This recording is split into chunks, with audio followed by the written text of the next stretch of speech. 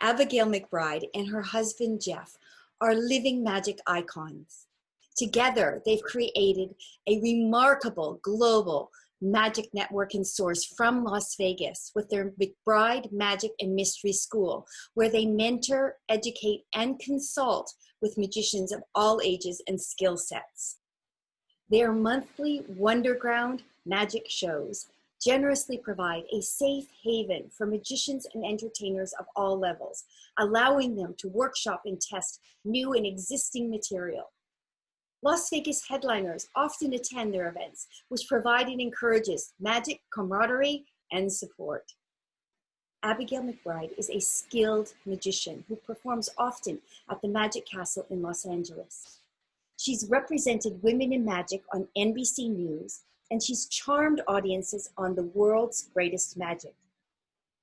She's a magic historian, the Human Resources Director of McBride's Magic and Mystery School. She hosts the annual Sisters of Mystery event. She's a composer, a musician, a belly dancer, and a practicing massage therapist. Somehow, she manages all of these responsibilities with a serene presence and a positivity that is inspiring.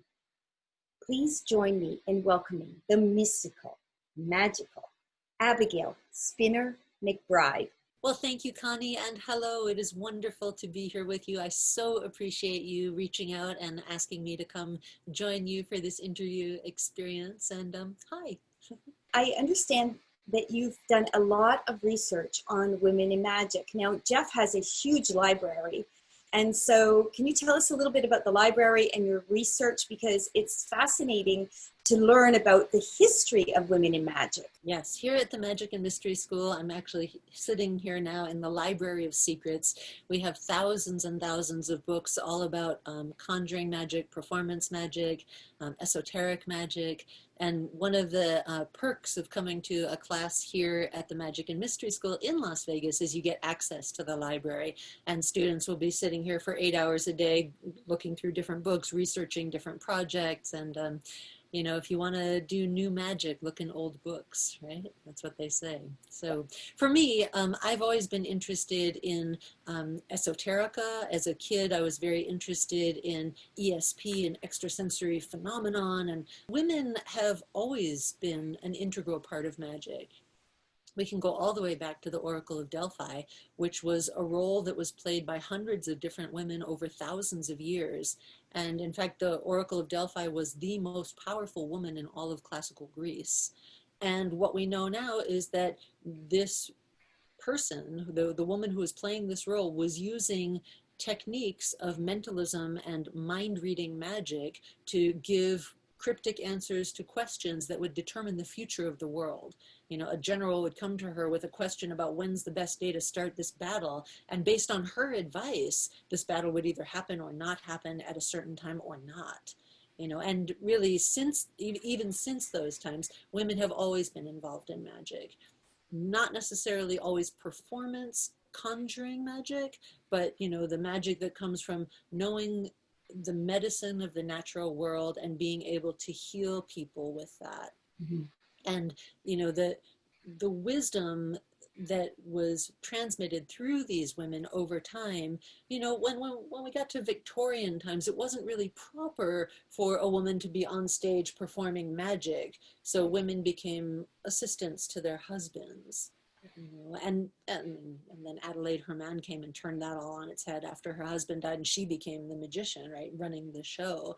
And then, you know, when we see the spiritualist movement with the Fox sisters using magic techniques to give the appearance that they were communing with the spirits of the dead, you know. So even in early vaudeville times, you know, there was the famous mentalist Jean Dennis, who was doing a Q&A act, and she was like wealthy for her time, and, you know, a very wild woman, you know, by her society's standards, doing performance magic on stage. And so we see that women have always been in magic. Mm-hmm. we don't necessarily know a whole lot about them because there wasn't an internet back then. It wasn't as easy just to punch in women in magic and have like a whole list. Women have always been in magic, and I think more and more young women are getting into magic. Yeah, it may be the power of the internet, but I've discovered more women in magic in 2020 than in my entire lifetime. So I think that's a wonderful thing. And I'm hoping that this channel will help those women and other magicians with our experiences that we can share with them. How does that knowledge, that history, that sense of history of women in magic, how would you say that could be applied to today? Because we can always learn from the past. Mm-hmm. I think we can look to the past, and we can look at how women dealt with the challenges that they encountered, how they created their stage personas, how they worked with men or not, you know, in doing their work, right? You know, when you look back at Talma with Leroy and Bosco, you know, like the three of them had a triad on stage that they would each had their specialty. Talma was the queen of coins, you know, and Leroy was the cards master, and Bosco was kind of comic relief, kind of running in between them. That they had this dynamic on stage that we can learn from, you know, that we can study and say, we can look at Dorthy Dietrich, you know, the first woman doing the bullet catch, and we can say, wow, what can we learn from her as a trailblazer when she was like doing, you know, her performance magic, her character, her kind of brassy, brash, you know, don't mess with me kind of attitude, you know. So I think it's very interesting to look both at the women who have been magicians and also the women who have been assistants, you know, and how they carried themselves, how they presented themselves, how they developed their character in support of the magician that they were working with at the time. And I think it's very interesting to look back and to look at it and to learn from it, so that as we move forward into our own future as women in magic, either as performers or assistants or just women who like magic, you know, that we can learn from them. Right. And so is that the catalyst for you to create the Sisters of Mystery? Yes, the gathering is called the Sisters of Mystery, and this will be our 6th year, I believe, running. Mm-hmm. And we wanted to create a safe space for all women who are interested in magic, either as performers themselves, or maybe they're related to a performer, or maybe they just really love magic, to be able to come together to study and explore. One of my taglines is it is good for the women to gather. And I think that there's a very special magic that happens when women or women-identified people are in a space by themselves, just talking frankly, openly, honestly about any number of topics. And Connie, I'm thrilled that you're going to be one of our special guests for this year's gathering. It's going to be happening on Thursday, August 6th, and the information is down at that link below.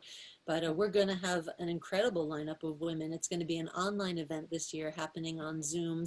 And we've got Joan DuKore, we have Zarina, who works with Hans Klok. We've got Romany from England. Connie, you're going to be with us. Heather Rogers. We've also got Heather Bruno, Holly England, and Melanie Kramer are coming to do a panel on being assistants in magic.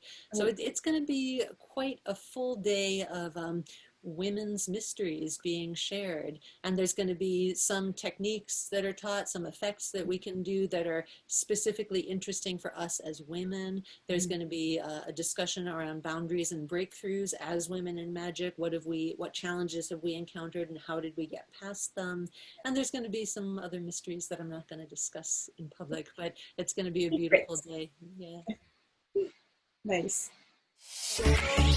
Jeff McBride is Abigail's husband and partner.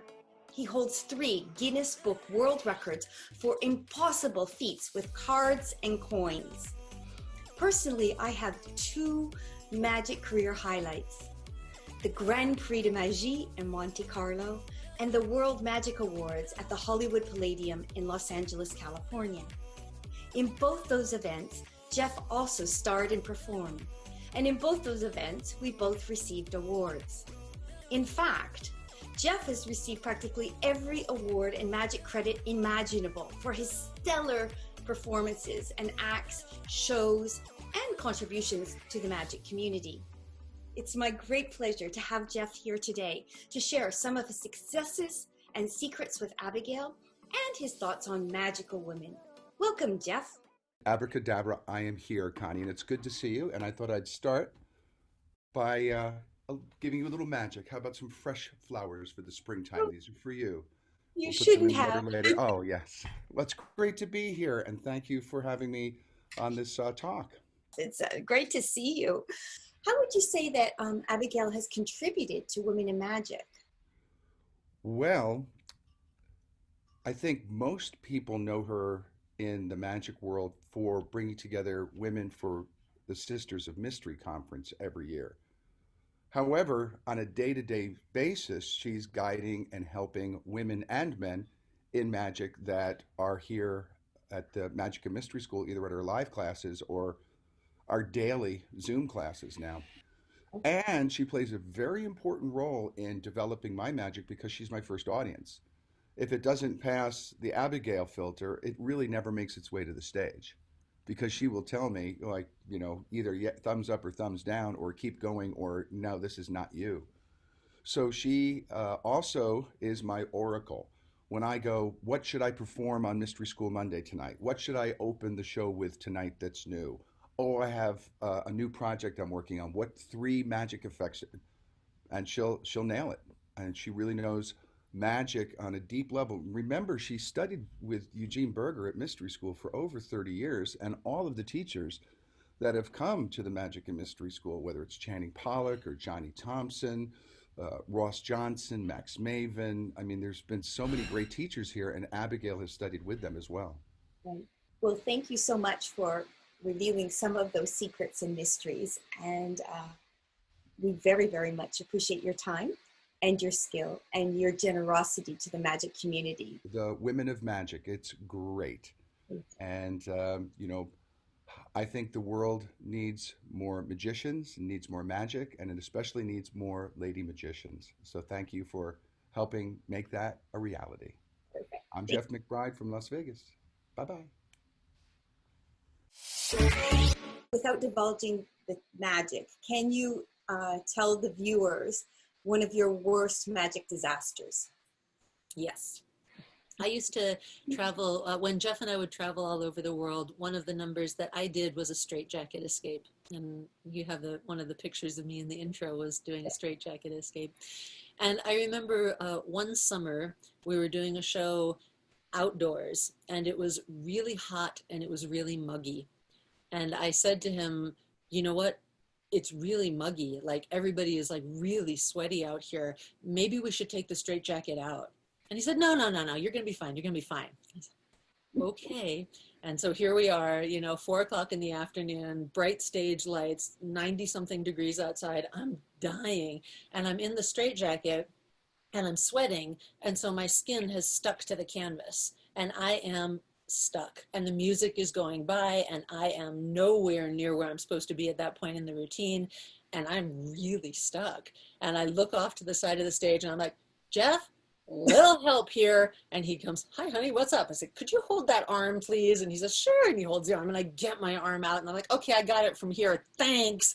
And I remember like, I was mortified, I was embarrassed, I was upset. And I came off stage after and I said, from now on, if I say it's too hot and I'm not doing the jacket, I'm not doing the jacket. There's no discussion. And he very wisely said, yes, dear. Yeah, that's a fabulous story. Yeah. It triggers one for me. I was doing an upside down straitjacket escape. A costume designer had made me this fabulous new PVC outfit, and which sounds great, except it's sticky. And so the same thing that happened to you happened to me because I was stuck. The PVC stuck to the inside of the straitjacket, and I couldn't get out. And thankfully it happened in the tech run and not in front of the public. I always test things in advance. I have fears about costumes malfunctions and new things. I don't like new costumes. And so thankfully it actually, the cast were in stitches because I was literally stuck in this PVC suit, which never saw the stage. Oh no, I think that's so true, Connie. What you just said, always always do tech rehearsal, full dress costume, hair pieces, hair flowers, what hats, whatever it is that you are gonna wear on stage, wear in the full dress. Like, wear it. Just don't. And we do that when my belly dance troupe performs. We always do one run through, like full dress, everything, hair, costumes, everything, because whatever can go wrong will go wrong. Yes. And once you know what you're going to do when it goes wrong, then you're bulletproof. But yes, until everything that can go wrong has gone wrong, there's always that, as Penn and Teller say, oh, now we know that can happen. Yes.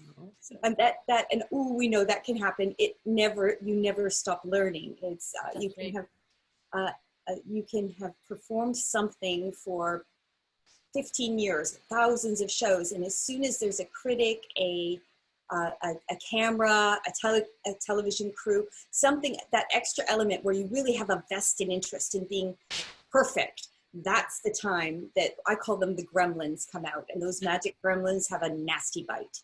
They do. And it's always the question afterwards is, okay, what can we learn from this? How do we make sure this doesn't happen again?